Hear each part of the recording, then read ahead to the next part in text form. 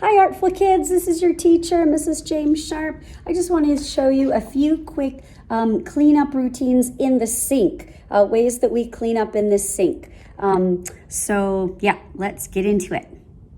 All right, this is our sink area for washing up, and our routine is usually we have about 3 or 4 people being the brush washers and the palette washers. Unless you finish a bit early, then you can wash them yourself. But during cleanup, our brush cleaners will come around and collect all the brushes and the palettes, and they will wash them for us. So and everyone hopefully will have a chance to wash brushes or palettes at some time. And here's a little trick. If you put this in here, if you put this on really high, it's going to squirt up and make a huge mess. I'm just doing this super low, but you can see that's making a mess.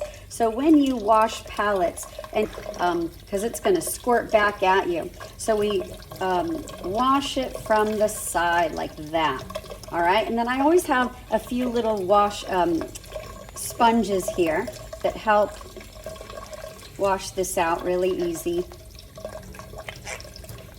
All right, now we don't have enough of these for each class to have their own set, so we've got to wash them before the next class comes so that they have a turn with the palettes. All right, and that's an easy, quick wash. These are pretty old. That's about as clean as it gets. And then we just put it up here to dry. All right, now brushes. All right, when we're washing brushes, you can wash them in your hand this way, and you kind of wash and pinch until it runs clean.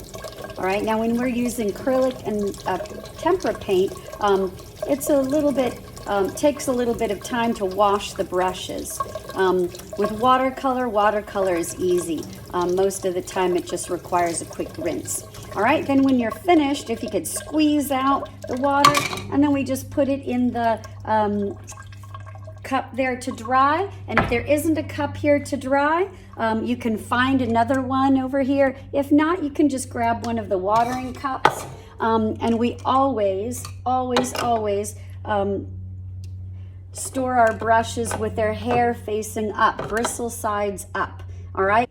All right, and the other thing I wanted to just show you was just with watering cans. So we just need to do a swish, probably 2 swishes. Make sure it's nice and clean. Now again, they're pretty old, so they don't look clean, but as long as the water is coming out clear, that's a good indication that it's clean. And you can just stack them up here. These stack up really nicely. I don't know if you can see that in the video, but these stack really well. And we just stack them right here next to the sink.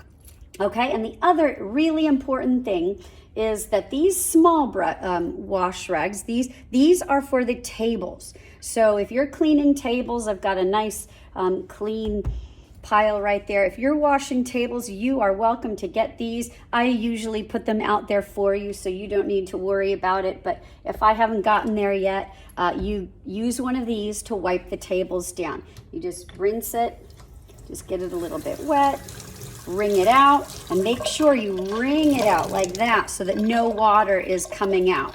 All right, if you take a rag like this that's dripping to your table like that, that's gonna make more of a mess. So please squeeze it and make sure it's not dripping, all right, to take to your table to wash. All right, and then the other thing that's super important, I've got hand drying towels down here. These big towels, these are not to wipe the tables down with. They're big and they don't wring out water very well. They soak the water in. So these are the hand drying towels, and you see these on the little hooks underneath the sink. All right, just down, you can't really see it. Let me see down here. All right, so that's where the hand drying towels are. Do not use those for washing tables. This is where we store our brushes here, just to remind you. And then here's a nice little sign. I had a student make this for me a few years ago. Bristle side up. Just to remind you, this is the proper way we store our brushes.